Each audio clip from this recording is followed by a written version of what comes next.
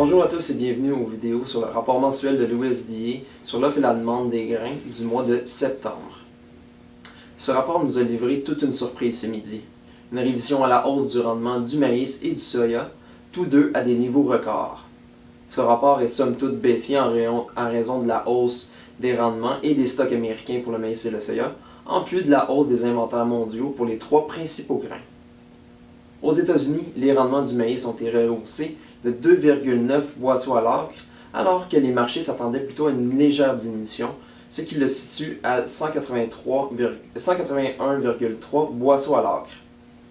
L'USDA a justifié cette correction grâce à des rendements records prévus dans les États de l'Illinois, l'Iowa, du Nebraska, de l'Indiana, de l'Ohio et du Dakota du Sud. La production a été redressée de 241 millions de boisseaux, et malgré la hausse de la demande, la révision de l'offre est supérieure à celle de la demande et les stocks se sont renforcés de 90 millions de boisseaux, ce qui porte le total à 1,77 milliard de boisseaux.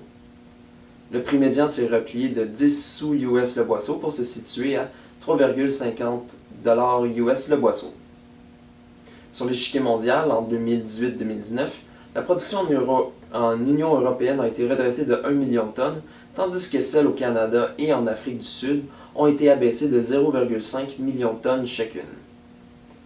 Les stocks finaux se sont renforcés de 1,54 million de tonnes en raison de l'augmentation aux États-Unis.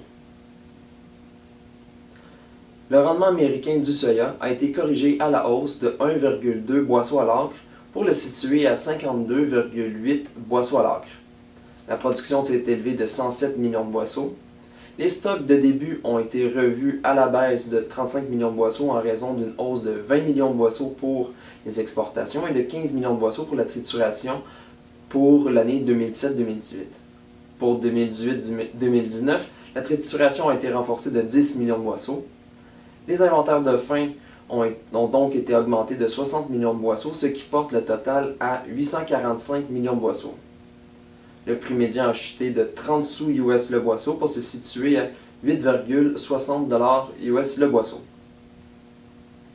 À l'international, les importations chinoises ont été réduites de 2 millions de tonnes en 2017-2018 et de 1 million de tonnes pour 2018-2019, ce qui les situe tous deux à 94 millions de tonnes.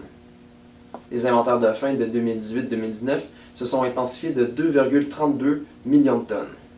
Quant au blé, seul le prix a changé pour ce qui est de l'offre et la demande américaine. La fourchette de prix s'est rétrécie de 10 sous US le boisseau aux extrémités, situant le prix médian à 5,10 $ US le boisseau. Sur la scène internationale, la chute de la production de 2 millions de tonnes en Australie et de 1 million de tonnes au Canada a été plus que compensée par la hausse de la récolte de 2,7 millions de tonnes en Inde et de 3 millions de tonnes en Russie. Les stocks se sont accrus de 2,33 millions de tonnes en raison de la croissance des inventaires en Inde et en Russie. Ce fut un résumé de l'analyse de ce rapport de septembre. Si vous voulez en lire davantage, je vous invite à consulter notre texte complet au www.pgq.ca et je vous donne rendez-vous dans un mois pour l'édition d'octobre.